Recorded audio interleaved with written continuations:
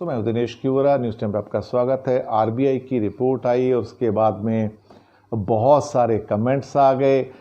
पहली बार 4-5 महीने में ना करते ultimately reserve bank of India ने इस बात को मान लिया कि आने वाले दिन बहुत मुश्किल हैं, कठिन डगर है। अब उनका यह भी कहना है कि आरबीआई का कि हाँ, कंजप्शन टूट गया, अभी खत्म हो गया। कंजप्शन का मतलब खपत। लोगों के पास, उसने कहा कि पैसे नहीं है खर्चा करने के लिए, उनके पास नौकरी नहीं है, धन नहीं है, साधन नहीं है, कुछ नहीं है। आरबीआई ने कहा तो फिर फाइनेंस मिनिस्टर भी कहा कि हां, कॉन्ट्रैक्शन तो होगा, लेकिन नहीं साहब। लेकिन रिजर्व बैंक के शक्तिकांत दास जो गवर्नर, उन्होंने कहा कि आज हालत यह है, लोग कंगाल हो गए हैं, पैसे नहीं हैं, सरकारों के पास भी पैसे नहीं है। यह भी कह दिया उन्होंने, ना केंद्र सरकार के पास पैसे हैं, ना राज्यों के पास पैसे हैं, ना योजना और विकास के पैसे हैं, लोगों की तनख्वाह देने को पैसे नहीं हैं। जो पेंशन जैसे लोग हैं, जो हमारे जैसे लोग हैं, उनकी भी महंगाई भत्ते रोक दिए गए हैं, जो अब बहुत कम पैसे मिल रहे हैं। जो तनख्वाह मिलती थी, जो वेजेस मिलते हैं पुलिस ऑफिसर्स को, स्टेट गवर्नमेंट के ऑफिसर्स को, वो भी 50% कट कर दिए गए हैं।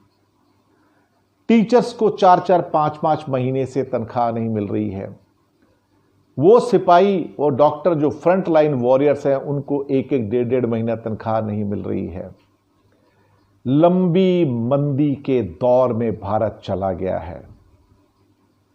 अब सरकार को आरबीआई ने कहा कुछ बेचने के लिए। मैं इसके ऊपर एक और भी इशू लेके आऊंगा कि पोर्ट बेचो, एयरपोर्ट बेचो, रेलवे स्टेशन बेचो, रेलवे ट्रेन बेचो, कंपनियां बेचो। साथ में कहते कहते एक बात और कह गए कि लैंड बेचो। मैं थोड़ा चौंक गया। क्या भारत भूमि का कोई हिस्सा बिकने जा रहा है क्या विदेशियों को, सरकार चलाने के लिए, रूस के खर्चे चलाने के लिए? ये भारत भूमि का हिस्सा किसको बिकने जा रहा है, इसके ऊपर मैं एक अलग एपिसोड करूंगा, क्योंकि यहां से एक खतरनाक ट्रेंड शुरू होने जा रहा है भारत में।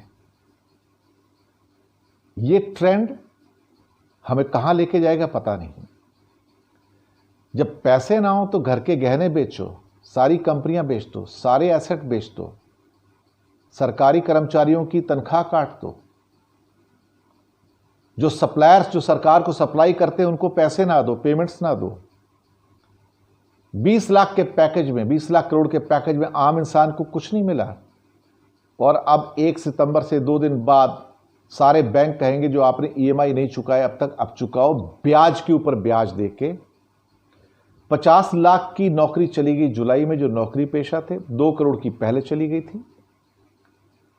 ये मंदी, इस मंदी ने कंजप्शन को तोड़ दिया, खपत को तोड़ दिया, हम जैसे आम इंसान को तोड़ दिया। कुछ नहीं बचा, जेब में पैसे नहीं हैं। आप यकीन नहीं मानोगे कि आम आदमी ने पिछले 6 महीने से कोई कपड़ा नहीं खरीदा है।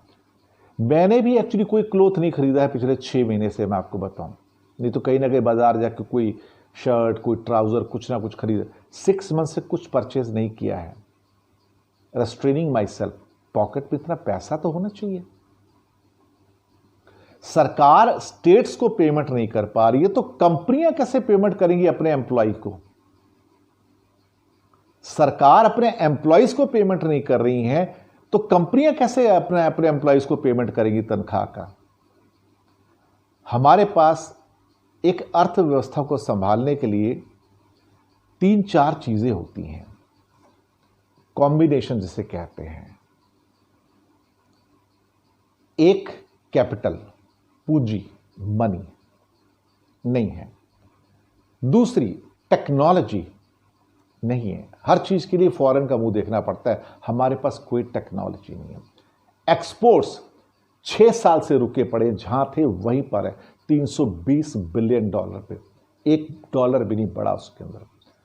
और चौथा पिलर जिसके ऊपर भारत कई सालों से चल रहा था, वो था लोकल कंजप्शन की। 135 करोड़ लोग खरीदेंगे तो इकोनॉमी बढ़ जाएगी। सही बात है, बढ़ रही थी।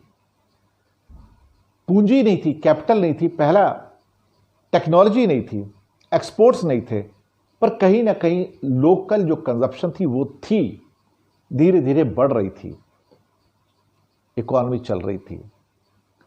लॉकडाउन ने पहले 3 खंबे तो ऑलरेडी टूटे पड़े थे, कैपिटल टूटा हुआ था, टेक्नोलॉजी टूटी हुई थी, एक्सपोर्ट्स टूटे थे। इस लॉकडाउन ने एकमात्र खंबा जिसके ऊपर हिंदुस्तान चल रहा था, इसका नाम था कंजप्शन, वो भी तोड़ दिया, खत्म हो गया। यानी कि इस कुर्सी के 4 पैर थे, एक पैर पे कुर्सी टिकी हुई थी बैलेंस बना के बुरी तरह से, अब वो भी टूट गया। अब यहां से हम कहां जाएंगे? फाइनेंशियल डिजास्टर है, अब तो हम जमीन पे आ गए हैं। सरकार अभी भी ये कहने में लगी हुई है कि हम आत्मनिर्भर भारत बनाएंगे और हम स्वर्णिम भारत बनाएंगे, हम गोल्डन इंडिया बनाएंगे।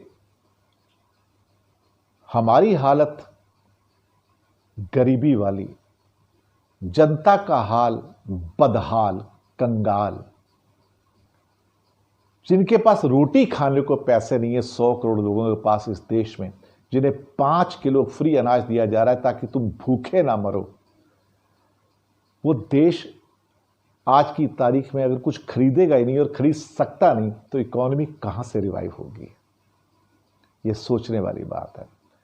आरबीआई ने कम से कम सच तो बोला और स्वीकार किया कि हम मंदी में हैं और आने वाले दिन बहुत बुरे हैं।